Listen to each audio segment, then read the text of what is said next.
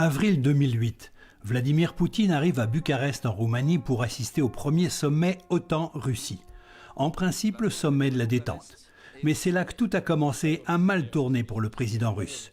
Car l'OTAN vient d'annoncer qu'après la Croatie et l'Albanie, l'Ukraine et la Géorgie deviendront membres. Mais pas tout de suite.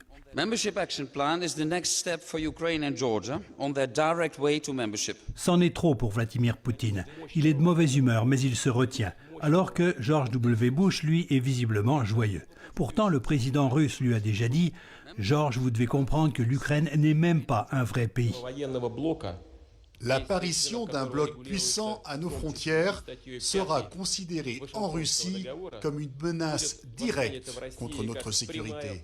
Ce que le président ukrainien conteste. L'Ukraine n'est pas un produit de la guerre froide, elle est un État indépendant, souverain. Un mois plus tard, Vladimir Poutine cède le pouvoir à Dmitri Medvedev, mais il devient son Premier ministre. Ça ne change rien au plan de riposte à l'affront de l'OTAN. Début août, l'armée russe envahit la Géorgie et occupe l'Ossétie du Sud, puis l'Abkhazie, en soutien à leurs rebelles pro-russes. Le conflit sera rude mais bref. Moscou reconnaît les deux régions géorgiennes comme république autonome le 26 août 2008 et en interdit l'accès aux Occidentaux. Pour l'Ukraine, ce sera une autre paire de manches, car le pro-russe Viktor Yanukovych est élu en 2010. Fin 2013, il renverse la décision ukrainienne de se joindre à l'Union européenne et à l'OTAN. Les Ukrainiens nationalistes se révoltent et ce sera le drame de la révolution de Maïdan. La répression fera plus de 80 morts. Fortement contesté, Yanukovych s'enfuit en Russie, il sera destitué. Mais les tensions entre nationalistes et les éléments pro-russes d'Ukraine s'accroissent et la révolte éclate dans le Donbass et la Crimée.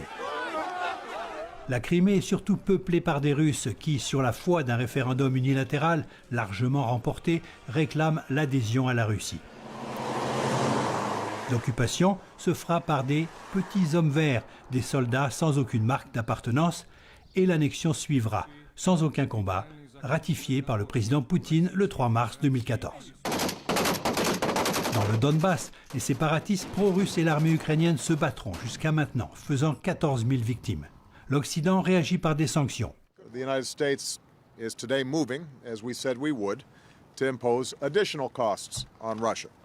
Des sanctions qui, on le voit aujourd'hui, auront été inefficaces, avec un front occidental affaibli par le président Donald Trump en admiration devant Vladimir Poutine. Encore une fois, Vladimir Poutine a été sous-estimé. On a sous-estimé son sens de l'histoire et la rancune causée par le démantèlement de l'Empire soviétique pour cet ancien agent du KGB. Son désir de vengeance également.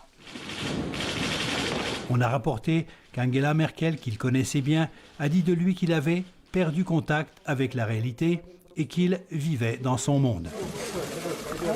Récemment, l'entourage d'Emmanuel Macron le décrit comme rigide et paranoïaque et de plus en plus isolé.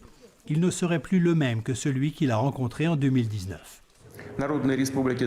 On a supposé que cet homme calculateur se contenterait de fragments de l'ancien empire, le Donbass et la Crimée, comme pour la Géorgie en 2008. On ne croyait pas qu'il se risquerait dans un si énorme coup de poker.